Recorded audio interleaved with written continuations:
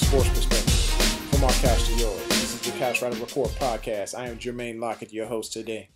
There is nothing better than getting that pat on the head and the attaboy in preseason when you are fighting your butt off for a roster spot, especially if you were a late round pick. This happens to be the story of Ed Reynolds. The Eagles have a glaring hole in the defense. Ed Reynolds is just a man. He's just the man to fill it. When it comes to fun safeties, whose love for the game shows on tape, look no further than the former Stanford player.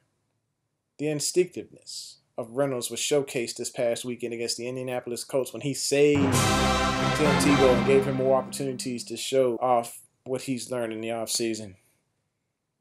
When he nabbed 2 textbook interceptions against the young Brian Bennett. Of course, everybody's like, who is Brian Bennett? I get it. It's a no-name third-string guy who gave both of his gifts to Reynolds in the fourth quarter. I need people to look at how the second one was done.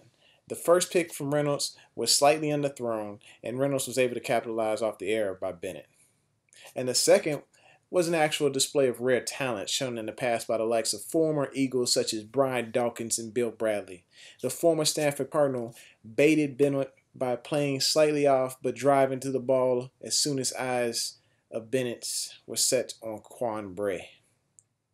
I'm not saying this kid's worthy of the shrine in Canton already, but there are a few players in the NFL that can bait a quarterback like this.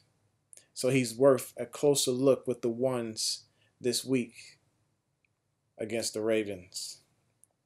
It's not like the Eagles can do any worse in the secondary, being that they gave up the 4th most passing touchdowns in the league with 30.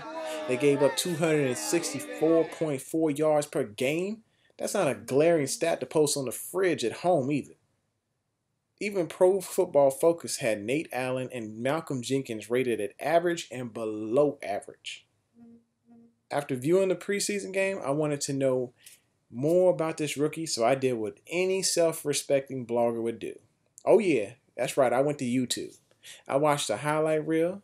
Of course, you're only going to get the good stuff out of there. It gives you a little bit of information, but I got all I wanted on this guy. I wanted to show off some of the good qualities this player has. There are a few non-believers who see potential, who refuse to drink the Kool-Aid on Reynolds. Like a writer from Roto-World who reported, Reynolds earned plenty of honors at Stanford, but isn't a great athlete. He has a bit of a nose for the ball, 7 interceptions in the past 2 seasons, but will likely max out as a third safety / special teamer in the pros. I believe he's got a higher ceiling than that. I was highly impressed with the ball skills of this young man, simply because of the gambles he takes in the secondary. Today's NFL safeties act like they just want to do enough not to get fired. Let's just listen to coach, stay in this box, and I'll keep a job and get a paycheck. No, I want those guys who are ball hawks. I miss guys like Dawkins, like Nate Allen should be, like Malcolm Jenkins. All the praise that this guy get over the years, and I wanted to see something like some Ed Reed type play, and we just did not see it. Eagles fans, y'all have got to look at this guy and give him a shot.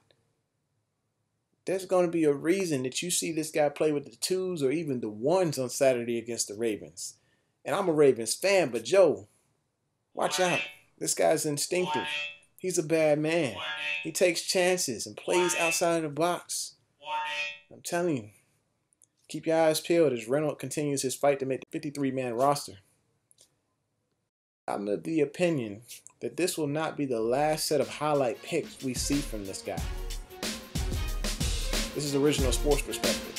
From our couch to yours, this is the CRR Report. I am your host, Jermaine Lockett. You have a wonderful evening.